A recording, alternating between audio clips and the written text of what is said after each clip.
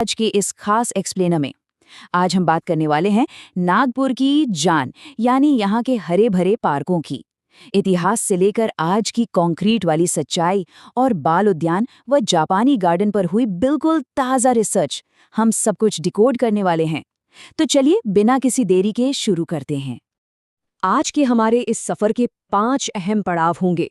पहला, नागपुर के फेफड़े। दूसरा, लोगों के लिए पार्क। तीसरा, मनोरंजन की कीमत। चौथा, एक इकोलॉजिकल बैरोमीटर। और आखिर में बात करेंगे उन छिपे हुए खतरों की जो इन पार्कों पर मंडरा रहे हैं।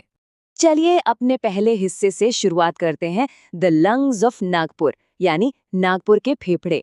जानते हैं क्या कि आखिर इस इलाके की जड़ें इतिहास में कितनी गहरी है? अगर हम सेमिनरी हिल्स की बात करें तो इसका करीब 250 साल का सफर सच में हैरान करने वाला है। जरा सोचिए, 1851 में जब सेंट चार्ल्स सेमिनरी शुरू हुई थी ना, तब उसकी पहली क्लास बाकायदा एक बैलगाड़ी में चला करती थी। फिर 1890 में भोंसले एस्टेट से 18 एकड़ जमीन ली गई और आगे चलकर 1956 में saint Francis de Sales college बना। मतलब जो कभी एक घना जंगल हुआ करता था, वो कैसे धीरे धीरे अध्यात्म, प्रशासन और शिक्षा का एक बहुत बड़ा केंद्र बन गया। अमेजिंग है ना? तो ये तो था इतिहास।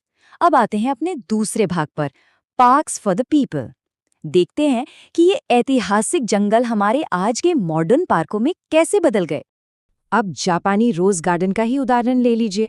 आपको पता है, इसे असल में जापान और भारत की दोस्ती मजबूत करने के लिए बनाया गया था।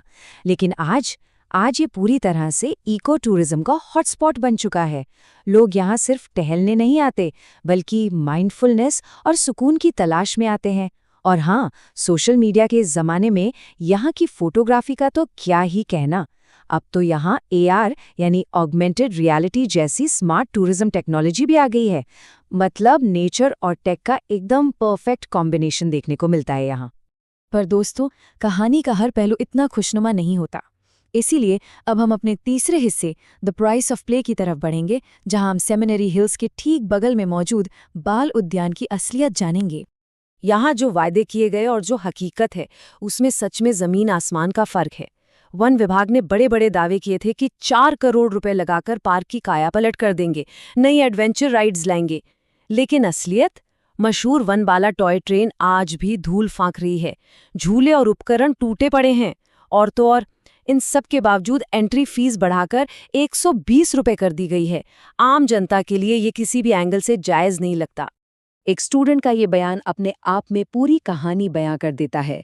उसका कहना था कि बात सिर्फ पैसों की नहीं है, बात इस बात की है कि उस पैसे के बदले आपको मिल क्या रहा है। और अभी के हालात में ये बिल्कुल भी वर्थ इट नहीं है। ये सिर्फ एक बयान नहीं है, ये उस मायूसी को दिखाता है जो बजट और मेंटेनेंस की कमी की वजह से लोगों के मन में घर कर गई है।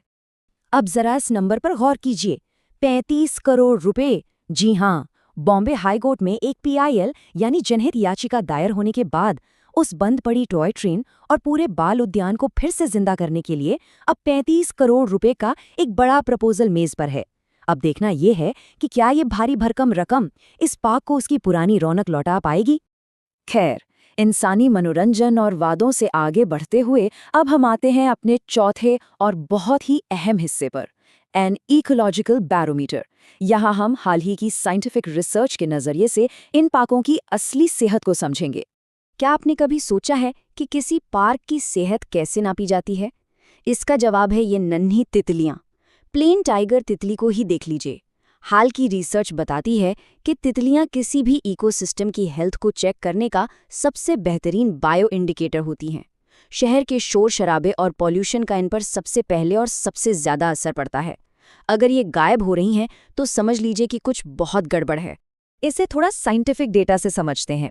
बायोडाइवर्सिटी मापने के कुछ इंडेक्स होते हैं, जैसे शैनन वीनर इंडेक्स। सिंपल भाषा में कहूँ तो स्कोर जितना ज़्यादा, नेचर उतनी ही हेल्दी। अब देखिए, सेमिनरी हिल्स जैसे शांत इलाके का स्कोर सबसे ज़्यादा है, करीब 3.45। जापानी गार्डन का 2.98 है। लेकिन जैसे ही आप स्कूलों या रिहायशी कॉलोनियों की तरफ जाते हैं, ये स्कोर गिरकर 2.21 पर आ जाता है। सीधा सा मतलब है कि हमारे कंक्रीट के जंगल इन मासूम जीवों का दम घोट रहे हैं। इस चार्ट की तरफ नजर डालिए। नागपुर के अलग अलग इलाकों में कितना बड़ा अंतर है। सेमिनरी हिल्स और गोरेवाड़ा जैसे प्राकृतिक इलाकों में तितलियों के प्रजातियों की भरमार है, लेकिन हमारे घरों और कॉलोनियों के आसपास ये बस नाम मात्र की रह गई हैं। ये डेटा हमारी अर्बन प्लानिंग की असलियत को आईना दिखा रहा है। तो सवाल उठता है कि ऐसा हो क्यों रहा है। आइए बढ़ते हैं अपने 5वें और आखिरी सेक्शन की तरफ, द हिडन थ्रेट्स, और जानते हैं इन खतरों की असली वजह। रिसर्च में कुल 65 प्रजातियों का डेटा लिया गया और तस्वीर थोड़ी डराने वाली है। माना कि 80% तितलियां अभी लीस्ट कंसर्न्ड यानी सुरक्षित जोन में हैं, लेकिन जरा बाकी पर गौर कीजिए। 9% नियर थ्रेटेंड हैं, 8% का डेटा ही नहीं है और 3% तो वल्नरेबल यानी गंभीर खतरे में हैं। सीधे तौर पर कहें तो करीब 12% प्रजातियों का वजूद इस वक्त खतरे में है। और ये कोई हवाई बात नहीं है, बाकायदा साइंटिफिक रिसर्च इस डेटा की पुष्टि कर रही है। यह हमें एक तरह का अलार्म दे रही है कि जो प्रजातियां आज हमें सेफ लग रही हैं, अगर हमने ध्यान नहीं दिया तो बहुत जल्द वो भी इस रेड लिस्ट में शामिल हो जाएंगी। पर इनके दुश्मन आखिर हैं कौन? डेटा बताता है कि 72% लोगों और रिसर्चर्स का मानना है कि हैबिटेट डिस्ट्रक्शन यानी उनके घरों का उजड़ना सबसे बड़ी वजह है। इसके बाद 64% लोग कीटनाशकों यानी पेस्टिसाइड्स के इस्तेमाल को और 58% लोग देशी पौधों की कमी को इसका जिम्मेदार मानते हैं। यहाँ कम्युनिटी और एक्सपर्ट्स दोनों की राय बिल्कुल मेल खाती है। हर जगह चल रहा कंस्ट्रक्शन, लगातार बनते रोड और केमिकल्स का अंधाधुंध इस्तेमाल, यही वो चीज़ें हैं जो इन तितलियों और उनके प्राकृतिक घरों को सबसे ज़्यादा बर्बाद कर रही हैं। विकास की अंधी दौड़ में हम नेचर को बहुत पीछे छोड़ते जा रहे हैं। और इन सब में हमारी भूमिका क्या है? इसे कम्युनिटी एक्शन गैप कहते हैं। देखिए, 63% लोग तितली के लाइफ साइकिल को समझते हैं, 58% लोगों ने खुद माना है कि इनकी गिनती कम हो रही है। जानकारी सबको है, लेकिन जब बात कुछ करने की आती है तो सिर्फ 47% लोग ही तितलियों के अनुकूल पौधे लगाते हैं और केवल 28% लोग जागरूकता अभियानों का हिस्सा बनते हैं। जानकारी और एक्शन के बीच का ये गैप बहुत खतरनाक है। सर्वे का ये डेटा चीख कर कह रहा है कि सिर्फ जानने से कुछ नहीं होगा, हमें ग्राउंड पर उतरकर काम करना होगा। अगर हमें नागपुर का वो ग्रीन कैपिटल वाला रुतबा बचाकर रखना है ना, तो ग्रासरूट लेवल पर लोगों को आगे आना ही पड़ेगा।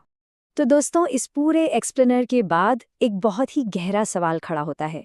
क्या हमारा अंधाधुंध शहरी विकास सच में उन नाजुक इकोसिस्टम्स के साथ तालमेल बिठा सकता है जो असल में हमारे शहरों को रहने लायक बनाते हैं? सोचिएगा ज़रूर। यूनाइटेड न्यूज़ की ओर से बाल उद्यान और जापानी गार्डन पर आधारित इस रिसर्च को डिकोड करने वाले इस एक्सप्लेनर में हमारे साथ जुड़ने के लिए आपका बहुत बहुत शुक्रिया। अगर आपको ये वीडियो, मेरा मतलब है ये एक्सप्लेनर, पसंद आया हो तो इसे लाइक करें, शेयर करें और हाँ, यूनाइटेड न्यूज़ को सब्सक्राइब करना बिल्कुल मत भूलिएगा, ताकि हम आगे भी ऐसी ही फैक्ट बेस्ड और ज़रूरी जानकारी आप तक लाते रहें। अपना ख्याल रखिए, नेचर का ख्याल रखिए। मिलते हैं अगली बार।